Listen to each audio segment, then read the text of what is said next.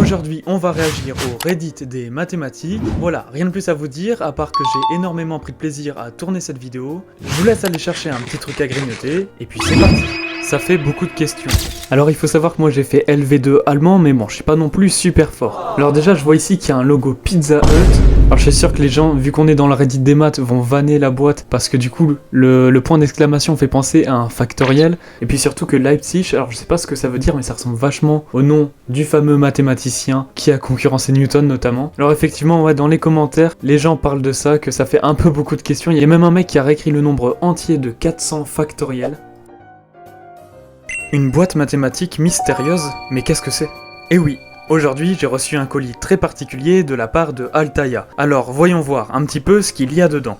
Donc oui, vous l'aurez compris, aujourd'hui j'ai l'honneur d'être sponsorisé par eux et de vous présenter leur nouvelle collection de magazines en collaboration avec la NASA qui vous permettra d'abord d'apprendre énormément de choses sur la Station Spatiale Internationale et la NASA en général, mais également de recevoir avec tous ces magazines des pièces pour construire chez vous une réplique de l'ISS à l'échelle 1/120. Donc n'hésitez pas à aller dans le lien dans la description parce que regardez-moi la beauté de cette ISS et également les finitions sur toutes les pièces.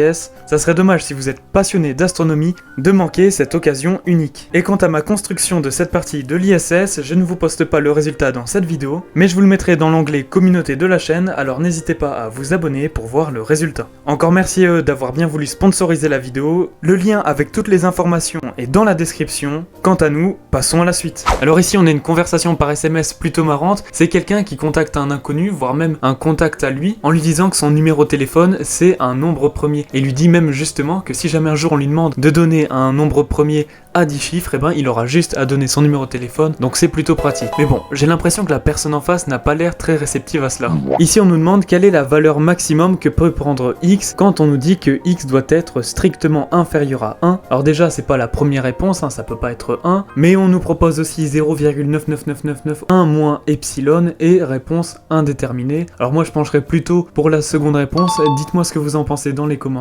Mais c'est vrai que les trois réponses ne me paraissent pas totalement fausses. Rôle 3, alors effectivement on est bien dans le domaine mathématique. Alors oui, on n'est pas obligé d'avoir les axes d'un graphique orthogonaux, mais bon là, je pense que ça va être assez compliqué de lire les données. Alors ici, on a une magnifique fleur qui, à mon avis, a été faite sur GeoGebra. C'est vrai qu'on peut faire quand même des dessins assez jolis avec les courbes. Ça me fait d'ailleurs penser au short qu'a posté récemment Médématique.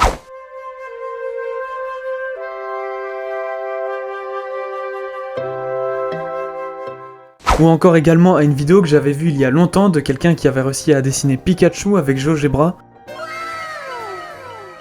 Mon professeur me demandant de donner la preuve la plus random qui soit, ça m'a été révélé dans un rêve.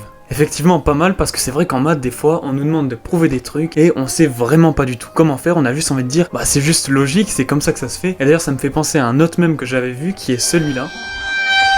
Bon ça c'est une photo qu'a pris un élève d'un cours qu'il a reçu pendant le confinement je suppose, et en gros son prof explique les cours directement sur Paint sans passer par quelconque autre outil comme LibreOffice Math, je sais pas, c'est là-dessus que j'ai fait la formule qui fait 4 par exemple. Là c'est vrai que c'est assez compliqué à lire. Enfin bref, bon courage à lui pour suivre la suite de ses cours. Ça, visiblement, c'est la construction d'une courbe de tendance grâce à un procédé d'itération, et le problème c'est qu'ici les points sont tellement dispersés que ça fait un petit peu penser au mythe de Sisyphe. Vous savez, ce mythe où une personne fait rouler un rocher le long d'une montagne et le fait tomber perpétuellement et donc doit recommencer son action sans jamais s'arrêter. Moi, si oublier de rajouter plus C à la fin des primitivations était un job. Mais c'est vrai que moi aussi ça m'arrive tout le temps de l'oublier, et si jamais j'étais payé à chaque fois que je le faisais, je pense que je serais déjà millionnaire. Mais il me semble d'ailleurs que durant les concours d'intégration dans les grandes universités américaines, eh bien justement la constante C n'est pas obligatoire. Étant donné le niveau des candidats, ça paraît assez logique. Bon, je viens de trouver une vidéo de complotiste de mathématiques, alors j'ai pas très bien compris, alors on va se regarder cette vidéo de 4 minutes, je vais la regarder de mon côté et je vous débriefe ça juste après. One eternity later. Bon, bah j'espère que la vidéo était au second degré, parce que sinon il y a juste rien à retenir, c'était complètement débile. Les mathématiciens. Une photo n'est pas une preuve. Aussi, les mathématiciens.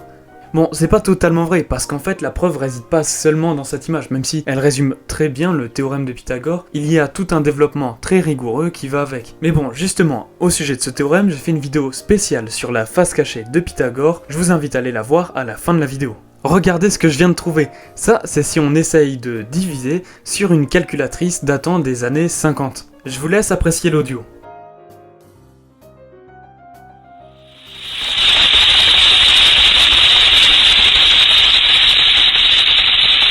Oui, désolé, je sais que ça fait mal aux oreilles et pourtant, croyez-moi, j'ai énormément baissé le son au montage. Bon, si vous ne vous y connaissez pas en programmation, ici ce court code nous demande la longueur du mot Monday. En gros, c'est le nombre de lettres qu'il y a dans ce mot, donc ici 6. Sauf que la personne a mal répondu et a répondu 24 heures. Mais le plus drôle, c'est pas ça, c'est le commentaire qui lit en dessous avec un +C. Ici, visiblement, on a une sorte de boulangerie, je suppose, qui embauche vraiment n'importe qui, parce que sur ce petit écriteau, c'est marqué « À cause d'un problème dans le système, nous ne pouvons plus prendre que les cartes temporairement et notre staff ne peut pas faire de maths. » J'ai essayé de faire ce calcul et franchement, aucun commentaire. L'illusion d'avoir plusieurs choix. Effectivement, en maths, il y a plusieurs façons d'obtenir le même résultat. Alors ici, on a même, il me semble, la série de Taylor pour obtenir l'exponentielle. Enfin bref, 3 façons de dire la même chose. Avec cette photo, le mec a écrit « Imaginez devoir étudier un graphe comme celui-ci ».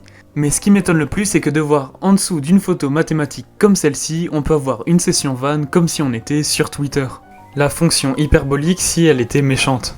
C'est un nuage d'électrons. Désolé d'avoir laissé mon empreinte digitale sur le papier. Je viens de trouver la vidéo de quelqu'un qui a demandé à ChatGPT d'essayer de lui prouver que la partie réelle de tous les zéros non triviales de la fonction zeta de Riemann était 1/2. Et du coup, en gros, ChatGPT au début lui dit qu'il n'y a pas de solution à ce problème, mais la personne va essayer d'insister et de forcer ChatGPT à lui trouver une réponse. Enfin bref, il va forcer, et après pas mal de prompts, il va réussir à obtenir cette réponse. Bref, encore une super preuve que ChatGPT est nul en mathématiques. Pour finir, je viens de trouver cette sympathique liste de plein de youtubeurs de mathématiques et de physique. Personnellement, il y en a quelques-uns que je connais pas, je vous laisse mettre pause pour aller checker quelques noms. Je compte bientôt sortir une tier list des youtubeurs mathématiciens, alors n'oubliez pas de mettre la cloche quand vous vous abonnez pour être au courant de toutes les prochaines vidéos qui vont sortir. Merci d'avoir regardé la vidéo jusqu'au bout, si vous l'avez aimé n'hésitez pas à rejoindre le serveur Discord en description ou alors à cliquer sur l'une des 2 vidéos qui s'affichent actuellement à l'écran. Et moi je vous dis à très bientôt pour une prochaine vidéo.